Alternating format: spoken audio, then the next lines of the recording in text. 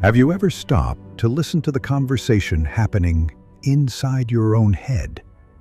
The constant chatter of fear, judgment, and hope? It's easy to feel like a passive listener to this inner chaos. But what if you aren't just the listener? What if you are the master of the landscape where these thoughts grow?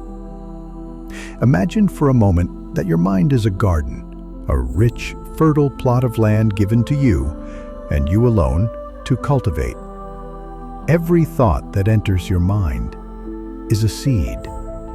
And you, whether you realize it or not, are the gardener. In this garden, two kinds of seeds can be planted. There are the seeds of weeds, doubt, fear, and resentment. If you water these seeds with your attention, they grow into thorny bushes of anxiety that choke out the light. Then, there are the seeds of flowers, gratitude, discipline, and kindness. If you water these, they blossom into profound peace, deep fulfillment, and a resilient strength that can withstand any storm. This is the story of two gardeners. The first gardener is passive. He lets the wind carry in any seed it wants, an insult from a coworker, a fear from the news.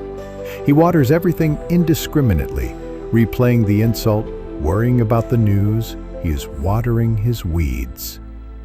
He then looks at his life, an overgrown mess of thorns, and wonders why he is so unhappy. But the second gardener is conscious and deliberate. He understands his power. When a seed of insult lands in his garden, he acknowledges it as a weed and makes a choice not to water it. He doesn't give it his focus. He doesn't let it take root. Instead, he turns his attention, his watering can, to a flower. He chooses to focus on a moment of gratitude or a project he's excited about.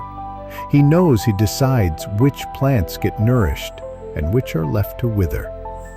You are the gardener. Your mind is not a chaotic wilderness you are lost in. It is a garden you are responsible for. The state of your inner world is not a matter of luck.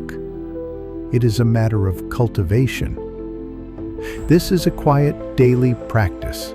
The power is always in your hands. So ask yourself today, right now, what are you watering? Are you replaying an old hurt, giving your energy to a weed? Or are you focusing on an opportunity, nurturing a flower? The choice is yours. Your life and your peace will grow in the direction of what you choose to cultivate.